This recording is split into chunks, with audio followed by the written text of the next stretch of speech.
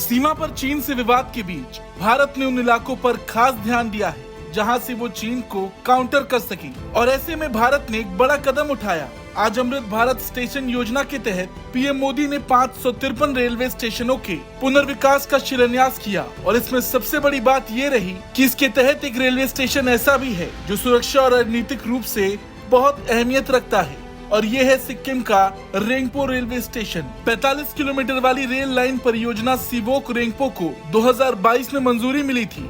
इसके तैयार होने से गैंगटॉक से नाथुला सीमा तक जाने वाली सिक्किम चीन सीमा तक एक मजबूत रेल नेटवर्क बन जाएगा। ये परियोजना सिक्किम चीन सीमा पर भारत की रक्षा तैयारियों के लिहाज से अहम है, वो भी ऐसे वक्त में जब सीमा पर चीन के साथ तनावपूर्ण संबंध चल रहे। अरुणाचल प्रदेश में 200 किलोमीटर लंबी भालुकपोंग तेंगा तवांग रेलवे लाइन के बाद ये रेलवे की महत्वाकांक्षी परियोजनाओं में से एक है जो चीन सीमा क्षेत्र तक कनेक्टिविटी बढ़ाएगी। रेंगपो रेलवे स्टेशन का काम 3 चरणों में पूरा किया जा रहा, जिसके तहत पहले फेज में सिवोक से रेंगपो तक, दूसरे फेज में रेंगपो से गैंगटॉक तक और तीसरे फेज में गैंगटॉक से नाथुला तक स्टेशन तैयार किया जाएगा। पहले चरण का कार्य पूरा होने से न केवल चीन की सीमा से लगे सिक्किम में कनेक्टिविटी को बढ़ावा मिलेगा बल्कि देश के लिए राष्ट्रीय रक्षा एजेंडे को भी बढ़ावा मिलेगा। सिवोक रेंगपो रेल लिंक भारतीय सेना और रक्षा बलों के लिए अत्यधिक रणनीतिक महत्व रखता है। यहाँ रेलवे कनेक्टिविटी बढ़ाने से सैन्य रसद पर सीधा असर पड़ता है। इस लाइन के तैयार होने से बॉर्डर तक भारी सैन्य उपकरणों और हथियारों को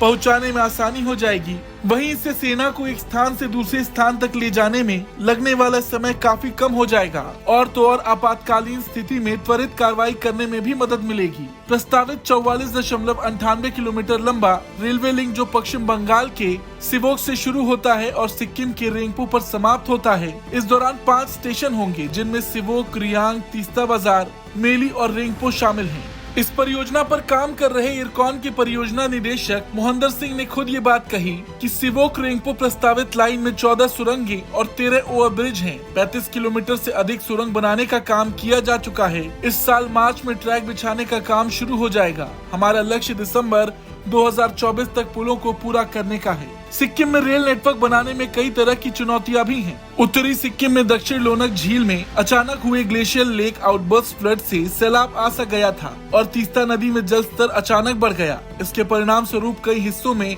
एकमात्र कनेक्टिविटी बह गई थी। महीनों तक भारी और हल्के दोनों प्रकार के वाहन की यातायात आवाजाही बाधित रही, जिससे परियोजना की प्रगति पर भी असर पड़ा। लेकिन बड़ी बात यह है कि इस परियोजना पर काम तेजी से चल रहा और चीन को झटका देने के लिए ये एक बड़ा कदम भी माना जा रहा। आपको इस खबर को लेकर क्या कुछ कहना है, कमेंट करके जरूर बताएं। ब्यूरो रिपोर्ट, भारत तक।